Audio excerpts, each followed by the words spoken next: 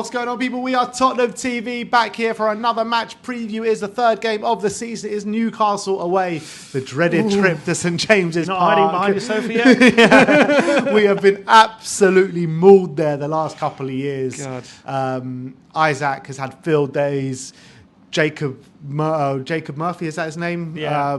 With that smile and that laugh when he scored. I mean, this fixture just absolutely gives me shivers. I don't know up which my one. spine. I'm not sure which one was more embarrassing. You had the one, obviously probably the one we were 5-0 down after 20 minutes. You can't get more embarrassing than 5-0 down after 20 minutes. The 4-0, Newcastle were playing like youngsters in the middle. They had a no backline. Murphy was at full back. They were playing. They had literally no backline at all. They were playing with a back five with like Lascelles and Kra and all these like random players. And they had literally a decimated team. No Joe Linton. Their midfield was decimated, and they still battered us 4-0. And we had like a full strength team. That was also really embarrassing. And obviously the 6-1 where we were 5-0 down after 20 minutes. I mean, that'll probably go down in history as probably one of the biggest embarrassing defeats. I mean, it was obviously the quickest anyone's ever gone 5-0 up before, I think. And that was just, I think, historically Spursy moment. The dark old days of Christian Stellini. Yeah, God. That was his last game. Yeah. Wasn't it his first game or second game or something?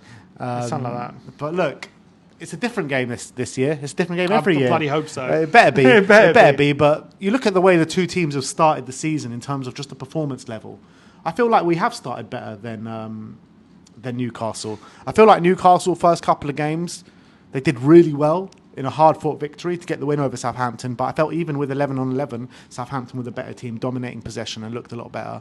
And Newcastle already threatening the Southampton goal. Newcastle's second game, who was it against? Remind me. Bournemouth. 1-1. Again, didn't play well and managed to just snatch a draw there. And got lucky because they had Bournemouth had a goal ruled out unfairly at the last minute. So I feel like Newcastle are not coming into this in good form at all. And also, it's not just good form. They haven't had a good summer. They've I think they signed a backup keeper from Forest, which was one of these PSR dodgy deals. And who else they signed? I mean, who actually they've signed it like who's like an improvement to their squad even. They signed Kelly, who's a centre-back on a free. Yeah, fine, good cover. But is he really going to move the needle for them massively? Probably not. Like you would have thought Newcastle, with the riches that they have from Saudis and stuff like that, you would have thought they were going to have a bigger summer, really reinforce that team, especially after missing out on Champions League, having been there. You would have thought they're ready to go again. No European football, really good opportunity for them to go on the offensive, but they just. I'm looking at their team, and look, they've obviously got good players, and they're going to be tough to play. But they haven't had a good summer. And until when it comes to really challenging, like the top four, like they did a couple of seasons ago, I think they're just well short at the moment. And I don't know if they're going to be able to compete on that level. Then saying that, Tonali is back. It's his first game back from the ban, and he's obviously going to be a massive improvement and another option in the midfield. So I think he's going to be an improvement, and it was just our luck. This is his first game. It's classic Spurs, isn't it?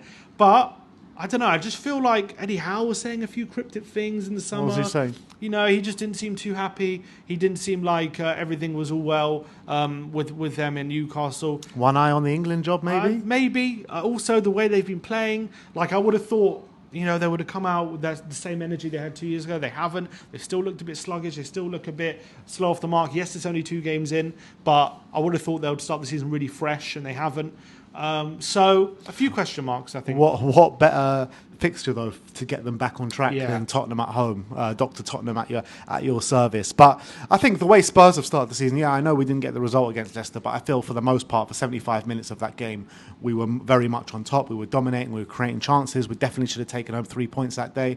And against Everton, we were absolutely brilliant as well. So I feel like we've started the season a lot better in terms of the way we want to play our football and how good we're looking on the pitch versus Newcastle. But when you go up to St James's Park, when they have the crowd behind them, we know no matter what form you're going into that game, it's always going to be a really difficult fixture. And with the way we set up, with the way they set up, they're going to kind of sit deep in their mid block, wait for us to counter attack on, and we're going to leave them spaces for them to counter attack. So, well, it's interesting you say that because I don't know if that's the way, because that's not really how Newcastle play. Well, they're not that kind of team. Last time that is how they played last time. What they'll do. And I feel like they only played like that because of all the injuries they had. And I feel like they felt like that's the best method of attack. I thought they played like that just because they felt like it's the best way to counter-attack us. Maybe, but that's also possible. Because you saw other teams that don't usually set up like that did do that last season. Potentially. I just feel like they had literally they had very few defenders. They only had, I think, Gordon and Isaac fit. I think they ended up playing Barnes at wing back or something. But they were just so short of players. I think they had no midfielders. I think only Bruno Guimaraes and Elliot Anderson were playing in the middle. Like, they were so short. And I felt like in that game, that's why he set up that way. Now that he's got a full-strength team, is he going to go as defensive? Is he going to go back five again? Is he going to leave out some? I don't think he goes back five. I do think he goes back four. But I do think they are patient. They'll wait. Well, they'll wait for us and they'll counter-attack us and they'll pounce on us when they know we're forward and we're lacking numbers at the back. Because I feel like a lot of teams looked at the way Tottenham played last year and said, "Look, this is the way to beat them." Potentially, I've got a feeling they might be a bit more. I hope they are. I think they might be a bit more high pressing. I think they might not allow us the ball because they've got the players to press us, and that's how they like to play. That's when they're at their best, when they're in your face, when they're pressing high, they're being aggressive. Have they started like that though in the first two games? They haven't, but I don't think that's by design. I just think it looks sluggish. So maybe he'll look at that and think maybe the best course of action is just to sit in a low block. I don't think Newcastle, that's their game. I know they did a really effective job against us last season. They do it when they play the big teams though. You remember like when they went to play Arsenal, was it last year or the year before? Got a 0-0 draw, and they 0-0 and they were like put everyone behind the ball. I remember also they played Man City last year. I know they lost 3-2 at home. But that was a very, very much a counter-attacking display. That's what I'm saying. When they play the good teams, when they play the top teams in the league, that's how they set up. So that begs another question. With their injuries to Richarlison and Solanke, what is the best course of action now they're going to play if they are going to play a low block? What is the best course of action to do? It's got to be Decky in the That's what I would suggest. You could also, but you know, there's a fair argument to say Decky in midfield potentially.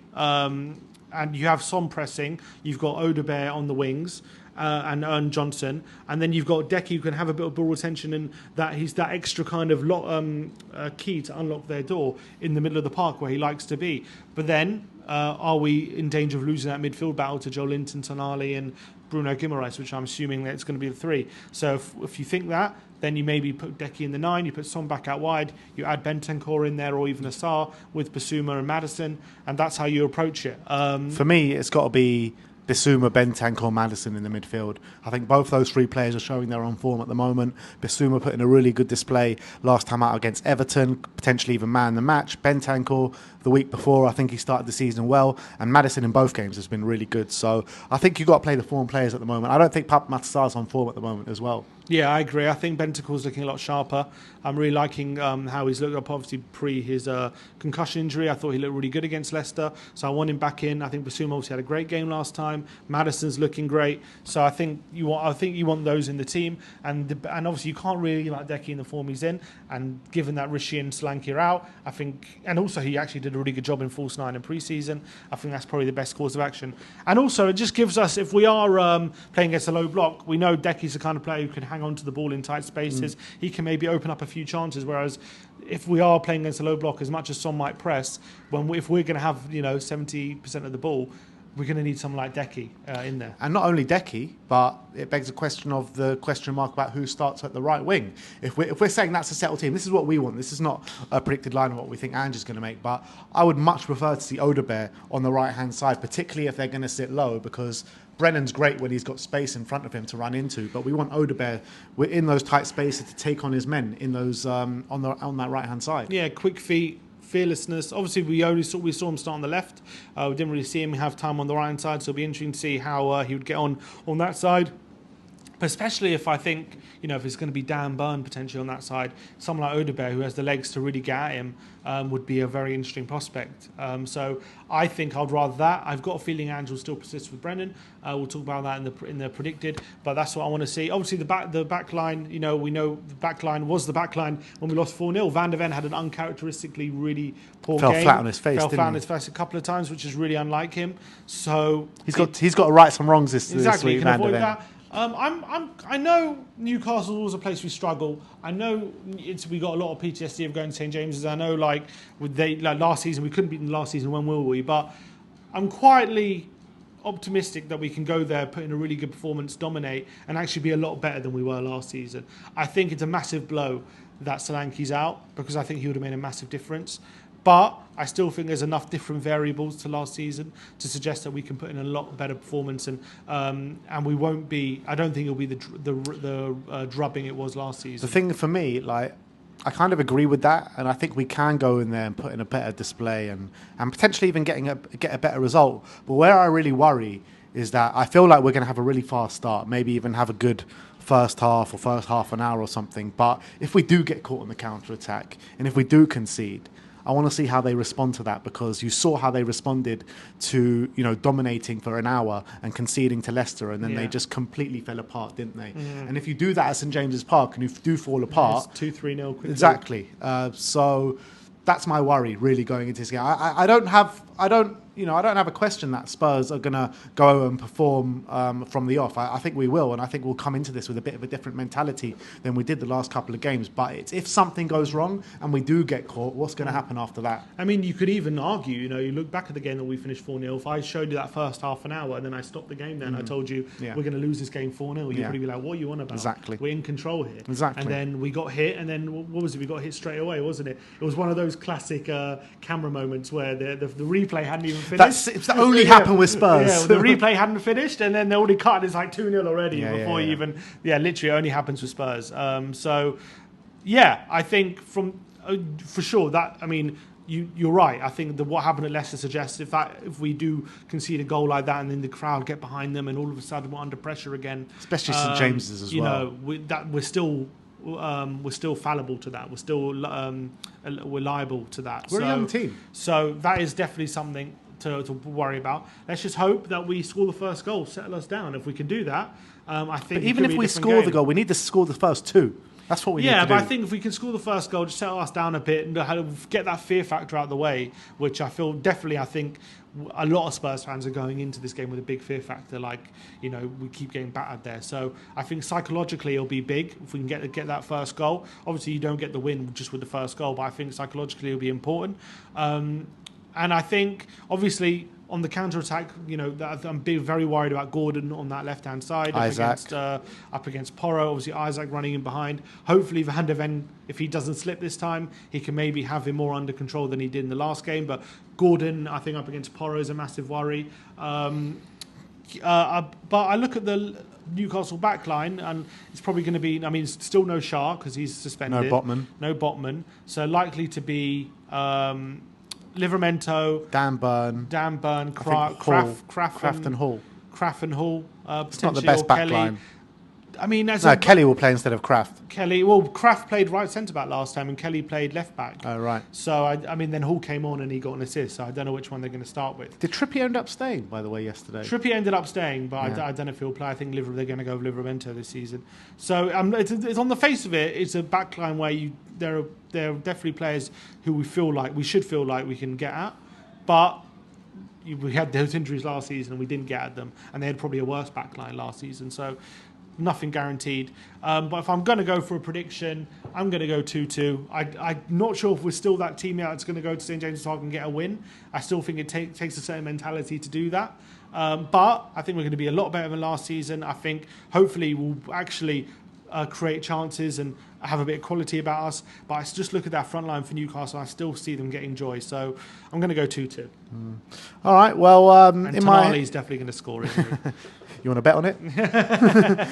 In my Prem predictions, I said 2-1 to Newcastle, and I just am really worried about what I said before in terms of if they do score, how we're going to react to it, because we've seen so many times in the past, not just against Leicester, but countless amounts of times last season, and pretty much ever since I've been a Spurs fan, you've seen this similar trait with Spurs.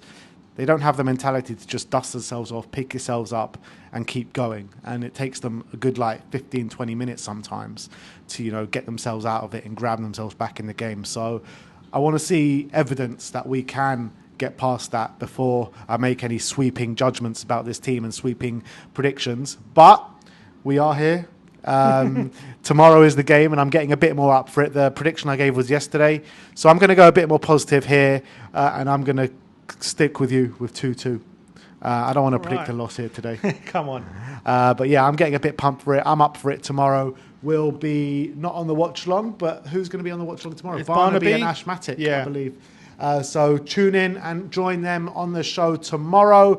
We're back. We'll be back in London next week. So for the international break, we'll be back, and then for the North London derby next week, a Declan Rice North London derby. So it's going to be fun times. But that is your match preview. Let me know your thoughts on the game. Put your score predictions in the comment section below. Like, subscribe, and comment. And as always, come on you Spurs.